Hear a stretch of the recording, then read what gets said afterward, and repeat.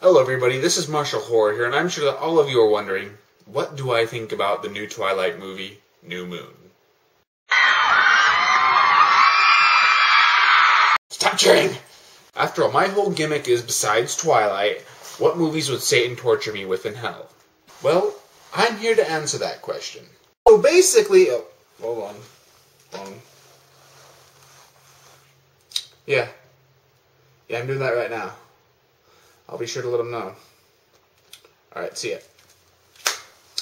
Sorry, that was you bull calling.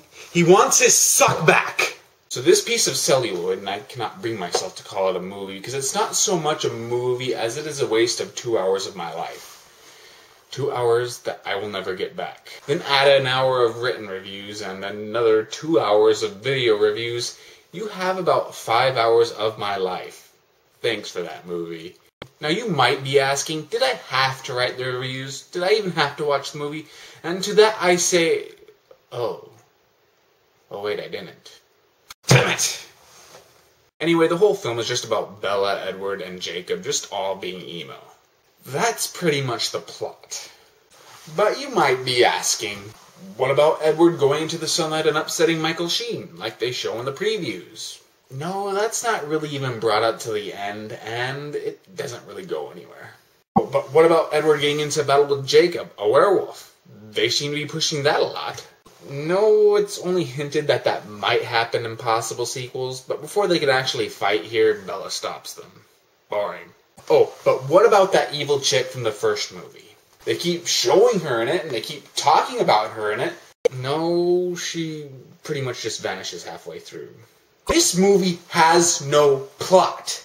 It's building up for a sequel, and that's what makes it stupid. There's no payoff. There's no satisfying conclusion. Now, you could argue that that's what the book did, and maybe it worked alright there, but this isn't a book. This is a movie. I mean, this is like how Peter Jackson was very smart with the Lord of the Rings trilogy, and basically took the beginning of Two Towers, put it at the end of Fellowship of the Ring, and it made for a satisfying experience. It felt like this whole story, at least within a bigger story, ended. And you could see the continuation for the next films. New Moon doesn't do that. There is nothing satisfying. There's no conclusion. It is just pointless filler setting up for the next one. It's like watching Halloween 5 all over again. Except, well, not quite as bad.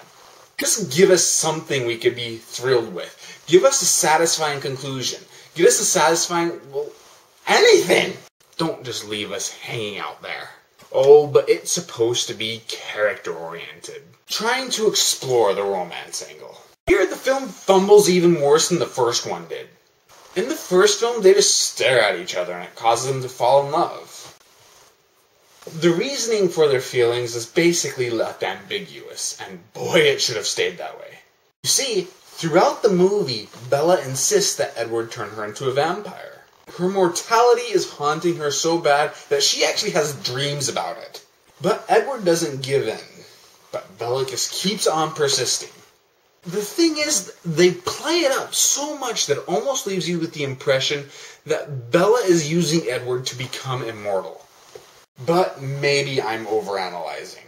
But here's another thing. They also make it as if dating a vampire is actually just a big thrill to her. My evidence? Well, you see, when he leaves, the only way she could see him is when she's thrill-seeking, basically, when she's doing dangerous, crazy stuff. And by seeing him, you get the impression that basically it's just all kind of a fetish, a thrill.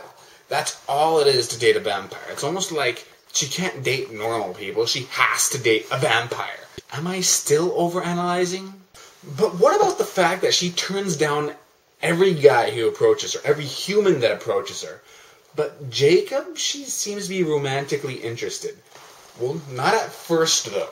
Only when it turns out that he's a werewolf does she become romantically interested in him. So dating non-humans just seems like a complete thrill to her. So what does the film teach us? That dating supernatural creatures is hot. Of course, at the end, she goes back to Edward, pretty much telling Jacob, "Thank you for being there for me. It was all nice, but Edward's back now, and I don't really need you anymore. So I'm going back with him. Bye-bye." Seriously, she uses Jacob as a replacement for Edward. Yeah, we're supposed to sympathize with this girl. So far, I feel more sympathy for that guy. At least he has cool dreads. I do not think that was the intention, but that's the problem with these films, is they're so unintentional. This one unintentionally made Billa despicable, while the first one unintentionally made me laugh. Seriously, I think I laughed more in Twilight than I did in Disaster Movie. In fact, I think I cried more in Disaster Movie than I did in Twilight. Isn't it supposed to be the opposite? Now, I will say that New Moon is actually pretty funny. I'm talking intentionally so. In fact, I think I prefer the movie for that reason. But it's plotless, formless, and...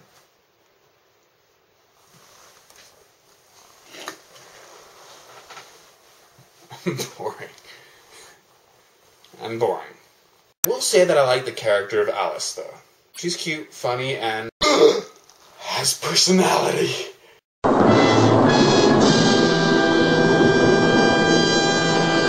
See, they should have made these movies based on her, Michael Sheen, and that dude with dreadlocks. At least then I would have been interested. My name is MartialHorror, and my motto is if you're going to have cinematic diarrhea, then at least have the decency to wipe. Crap, Twilight fangirl!